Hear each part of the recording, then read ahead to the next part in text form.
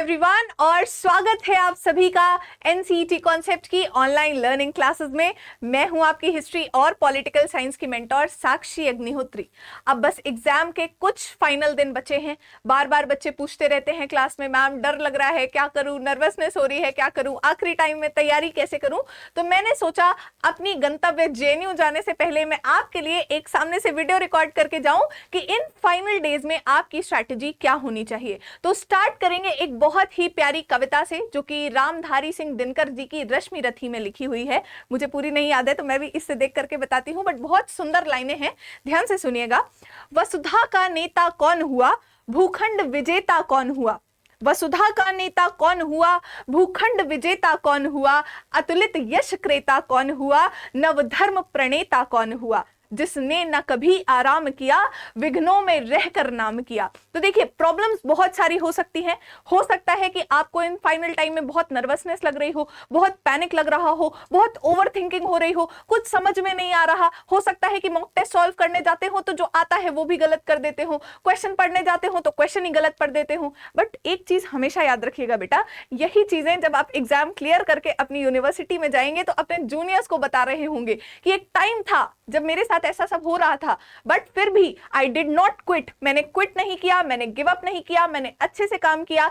जैसा कि लाइन में आखिरी में लिखा हुआ था ना, विघ्नों में रहकर नाम किया। तो नाम उन्हीं का होता है जो विघ्नों में डटे रहते हैं। मैं आपको एक अपना एग्जांपल देती हूँ, बहुत इंस्पिरेशनल स्टोरी तो नहीं है मेरी, बट लास्ट ईयर जब मैं सीयूटी पीजी का एग्जाम दे रही थी, मेरे पैर में बहुत सीरियस चोट लगी हुई थी। मेरे पास ऑप्शन था क्विट कर देने का, बट मैंने सोचा वैसे भी कुछ पढ़ा नहीं है तो एक महीने में जितनी मैक्सिमम पॉसिबल पढ़ाई हो सकती है कर लेनी चाहिए। मैंने की, एक महीना बचा हुआ था मेरे पास लास्ट का, बहुत सारी पढ़ाई की और उसके बाद मेरी ऑल इंडिया रैंक 10 भी आई थी। तो पर्सनल एक्सपीरियंस से आपको बता रही हूं, लगे रहिए, डटे रहिए, क्विट मत करिएगा, छोड़िएगा मत। और अब हम देखेंगे क्या स्ट्रैटेजी होनी चाहिए फाइनल डेज की, धुरंधर स्ट्रैटेजी। तो पहली और फॉरमोस्ट चीज आपके लिए होना चाहिए रिवीजन। देखिए मैटर नहीं करता आपने कितना पढ़ लिया है, बट अगर वो आप रिटेन नहीं कर पा रहे हैं तो बेटा दिक्कत हो जाएगी। ठीक है, तो बहुत जरूरी है कि आपने जो जो भी चीजें पढ़ी हैं उसको आप अच्छे से रिवाइज कर लें। ठीक है, बार बार पढ़िए, बार बार पढ़िए उन्हीं चीजों को। अक्सर बच्चे ये भी क्वेश्चन पूछते हैं कि मैम बार बार पढ़ें तो कितने घंटे पढ़ें, है ना। तो बात ये है कि घंटे मैटर नहीं करते, क्वांटिटी मैटर नहीं करती, क्वालिटी मैटर करती है। पता चले पढ़ रहे हैं 10 घंटे, प्रोडक्टिविटी आउटकम निकल रहा है 2 घंटे, क्या मतलब बनेगा। भले ही आप दिन के 5 से 6 घंटे पढ़िए। अब ऐसा भी नहीं है कि 1 घंटे पढ़ लिए, 2 घंटे पढ़ लिए, बैठ गए, ऐसा भी नहीं करना। ठीक है, भले ही दिन के 5-6 घंटे पढ़िए, बट अभी पेपर के 9 दिन है तो एक मिनिमम एवरेज पे बता रही हूं, पर डे एटलीस्ट 8 आवर्स आप अपनी सेल्फ स्टडी को डिवोट करिए। इसमें आप बढ़िया से रिवीजन करिए उन सारे कॉन्सेप्ट्स का जो आप ऑलरेडी पढ़ चुके हैं। आपको पता होगा चैनल पर ऑलरेडी महा मैराथन्स चल रहे हैं, एमसीक्यू सेशंस चल रहे हैं। कोशिश करिए कि उनको रेगुलर बेसिस पर अटेंड करें, जिससे आपका अच्छे से रिवीजन होता जाएगा। आपके टीचर्स ऑलरेडी आपके लिए बहुत मेहनत कर रहे हैं, तो उन टीचर्स के साथ बने रहिए, टीचर्स पे फेथ रखिए। हमने बहुत मेहनत की है आपके लिए और आपको आश्वासन दिलाते हैं कि जब आप पेपर देने जाएंगे तो आपको खुद लगेगा कि आपके टीचर्स ने आपके लिए बहुत मेहनत की है और आपकी मेहनत और आपके टीचर्स की मेहनत आपको एग्जाम हॉल में दिखाई देगी। ठीक है, दूसरी चीज, ये टाइम थ्योरी पर उतना ज्यादा फोकस करने का नहीं है। रिविजन करिए बट फैक्ट बेस्ड रिविजन करिए। ठीक है, थ्योरी पढ़ने का समय निकल चुका है, समय आ चुका है कि फैक्ट उठाओ, पढ़ते जाओ। ठीक है, फैक्ट उठाइए, पढ़िए, जल्दी से रिवीजन करिए और रिवीजन के तुरंत बाद एमसीक्यू सॉल्व करिए। देखिए एमसीक्यू सॉल्व करने का ये पर्पस नहीं होता कि आप सिर्फ ये देख लें कि कितने क्वेश्चन बन रहे हैं। एमसीक्यू का मेन पर्पस ये है, पहली चीज आप टाइम मैनेजमेंट सीखते हैं। आप देखते हैं कि आप एक क्वेश्चन में कितना टाइम लगा रहे हैं, क्या आप समय से अपना पेपर खत्म कर पाएंगे कि नहीं। अगर नहीं कर पा रहे हैं तो आपको कहां पे स्पीड बढ़ाने की जरूरत है। दूसरी बात, आप एमसीक्यू जब सॉल्व कर लें तो एमसीक्यू को एनालाइज करें। ठीक है, आराम से बैठ करके देखिए। मैं ये बात अपनी क्लासेस में भी बहुत ज्यादा बोलती हूं कि बैठो, आराम से देखो, एनालाइज करो कि कौन से टॉपिक से गलती हो रही है, कौन सा ऐसा सब्जेक्ट है जहां पे आपको ज्यादा फोकस की आवश्यकता है। तो आप जब अपना टाइम टेबल बनाएं तो उस सब्जेक्ट को ज्यादा टाइम अलॉट करें। कौन से ऐसे सब टॉपिक्स हैं जहां से आप बार बार क्वेश्चन गलत कर रहे हैं। देखिए कि आपसे क्रोनोलॉजी वाले क्वेश्चन ज्यादा गलत हो रहे हैं, कालानुक्रम में व्यवस्थित नहीं कर पा रहे हैं तो डेट पे फोकस करिए। अगर आपसे फैक्ट बेस्ड क्वेश्चन गलत हो रहे हैं तो फैक्ट याद करने पे फोकस फोकस करिए।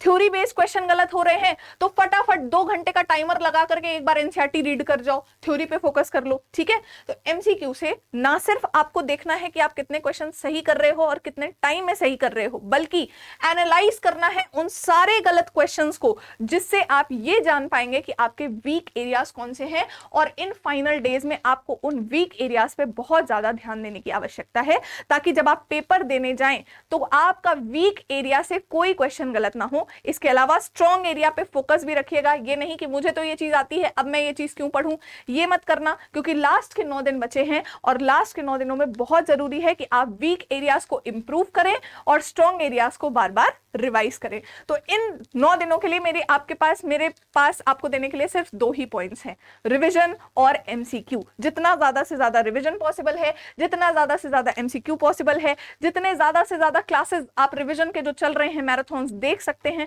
आपके लिए उतना ही अच्छा है। इसके बाद आता है third, last but not the least, very important point, health. अब हेल्थ से मेरा मतलब दोनों हेल्थ के लिए है, physical health as well as mental health. बहुत जरूरी है, गर्मी का मौसम स्टार्ट हो चुका है, मौसम चेंज हो रहा है। ऐसा नहीं है कि आइसक्रीम खा ली जाकर के गला बैठा लिया, कोल्ड कफ हो गया, फीवर आ गया, ये सब काम नहीं करना। बाहर का कुछ भी नहीं खाना इस बीच में। अपनी फिजिकल हेल्थ का बहुत ध्यान रखें। फिजिकल हेल्थ ठीक होगी तो इमोशनल वेलबींग भी सही होगा। वहां आप पेपर देने जाएंगे तो फिजिकली फिट होकर के जाएंगे तो आप पेपर में ऑब्वियसली अच्छा परफॉर्म करेंगे। अगर आपकी ये दोनों चीजें अच्छी हैं बट ये अच्छा नहीं है तो ऑब्वियसली आपकी परफॉर्मेंस पे इफेक्ट पड़ेगा। मेंटल हेल्थ की बात कर लेती हूं थोड़ी सी। ओवर थिंकिंग हो रही होगी बहुत बच्चों को, बेटा अपनी प्रिपरेशन पे भरोसा रखो। एक बात हमेशा याद रखना, आपको बहुत सारी सीट्स नहीं चाहिए। देखिए मैं आपको एक डेटा बताती हूँ, 22,000 सीट्स हैं ऑफिशियली एनसीईटी पे, ठीक है, 22 के सीट्स हैं और 90,000 बच्चों ने पेपर भरा है।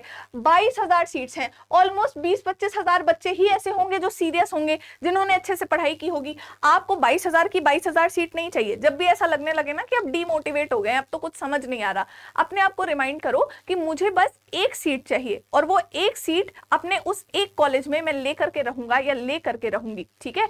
ओवर थिंकिंग नहीं करनी है। अब ऑब्वियसली कहना बहुत आसान है कि ओवर थिंकिंग नहीं करनी है, बट खुद को रिमाइंड कराते रहना है। जब भी लगे होगा नहीं होगा, होगा नहीं होगा, बस खुद को रिमाइंड कराते रहना है। अब इसमें मैं एक पर्सनल एक्सपीरियंस एक पॉइंट ऐड करूंगी कि आप जिस भी भगवान को मानते हो, जब भी आपको लगे कि नहीं हो पा रहा है तो उन भगवान को याद कर लीजिए। आप जिस भी रिलीजन में मानते हो, जिस भी भगवान में मानते हो, याद करिए और बस छोड़ दीजिए उनके ऊपर सब कुछ। जितना आपसे हो सकता था आप करिए, जितना आपका बेस्ट आप दे सकते हैं आप दीजिए।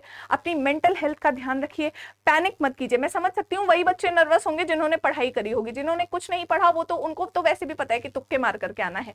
तो अगर आपको डर लग रहा है तो कॉन्ग्रेचुलेशंस, आपने पढ़ाई करके रखी है। थोड़ा बहुत डर होना भी बहुत जरूरी है, क्योंकि अगर डर नहीं होगा तो जीत का मजा किस तरीके से आएगा, ठीक है। तो मेंटल हेल्थ का ध्यान रखिए, फिजिकल हेल्थ का ध्यान रखिए, रिवीजन अच्छे से करिए, एमसीक्यूज अच्छे से लगाइए। आपके सारे टीचर्स यहाँ पर आपके लिए हैं, एग्जाम तक भी, रिजल्ट तक भी, काउंसलिंग तक भी और उसके बाद भी। अगर आपको किसी भी तरह के कोई भी असिस्टेंस की आवश्यकता है, आप ऑफिस के नंबर पर कॉन्टैक्ट कर सकते हैं, आप कमेंट सेक्शंस में ड्रॉप कर सकते हैं, आप अपने टीचर्स को पर्सनली कांटेक्ट कर सकते हैं और हम आपको ये अश्योरेंस देते हैं कि हमारी साइड से आपके लिए जितना मैक्सिमम पॉसिबल हो सकेगा हम करेंगे। आपको जो भी अपडेट्स चाहिए होंगे आपको यहाँ चैनल से मिल जाएंगे, तो चैनल को सब्सक्राइब कर लीजिएगा। इसके अलावा अगर आपके कोई भी डाउट्स हो तो कमेंट सेक्शन में जरूर से ड्रॉप कर दीजिएगा। एक छोटी सी कविता के साथ एंड करना चाहूंगी।